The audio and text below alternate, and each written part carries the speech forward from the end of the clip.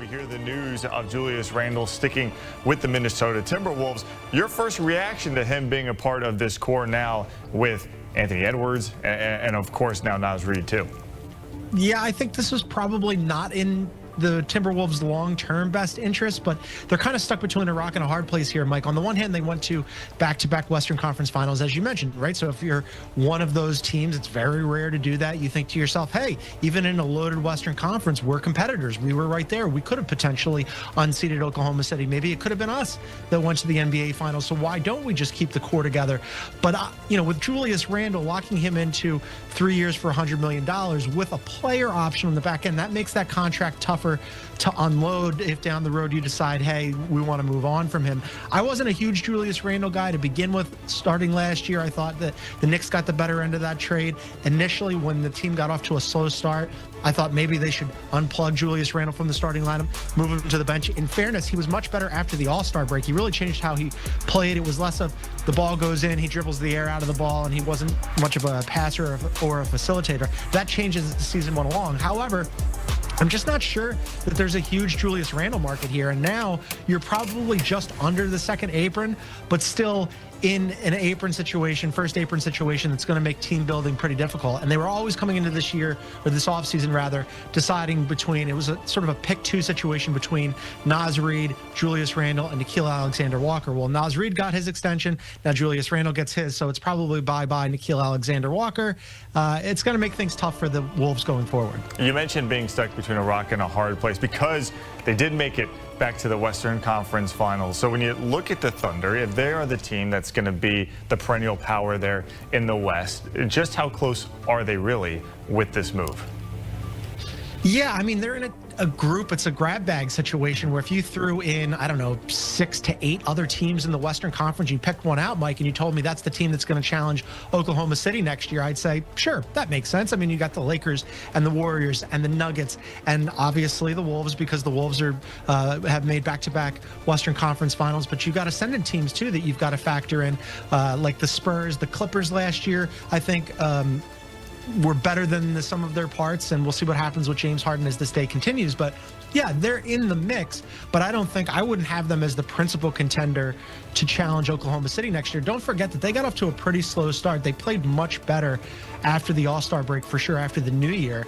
And once they got into the Western Conference playoffs, they really started to gain some momentum. But, they also drew the Golden State Warriors when Steph Curry was damaged. So that's super helpful, right? And then all of a sudden they got the Lakers in 5, then they got Golden State in 5, and then all of a sudden they show up to play Oklahoma City, and Oklahoma City absolutely steamrolled them. I thought the Pacers gave Oklahoma City a much better effort. I thought the Nuggets gave Oklahoma City a much better effort. So how close are they? I don't think that they're all that close. It'll be interesting to see, but here we go. We got another domino that has fallen today. We talked about LeBron James opting in to his player option earlier today. Now Julius Randle has. John, thank you so much. Again, Julius Randle has opted out, but signed the 3-year is going to sign a 3-year extension with the T-Wolves. But here are some other notable upcoming dates in the association. Free agency is going to begin tomorrow, 6 p.m. Eastern. Summer League action starts July 5th to the 8th. Then free agent signing period is going to open July 6th. And after that, we have the Las Vegas Summer League running for 10 days there in July.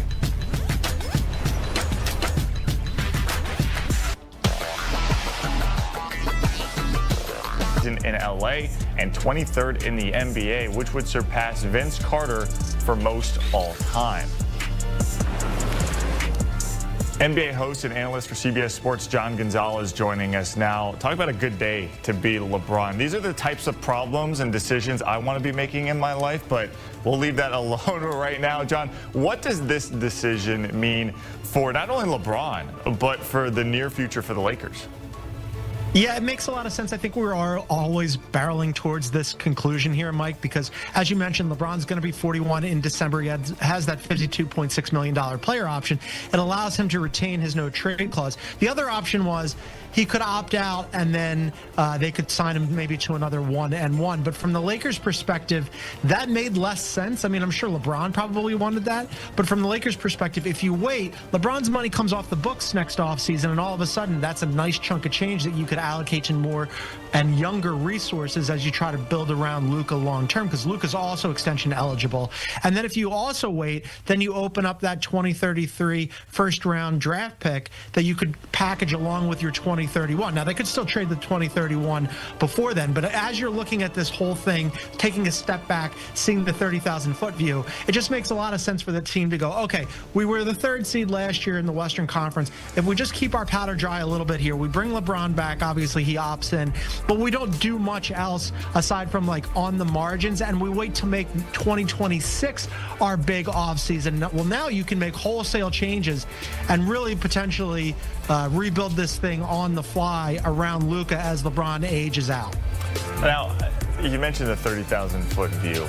As a fan, if I'm sitting here, I'm looking at LeBron James, 22, 23 years going into the league. You're talking about company with Vince Carter. It's good company to keep, obviously, but it's a longevity thing. How many more years do you think LeBron has left? I know it's a tough question because you still see him at this age perform at a high level.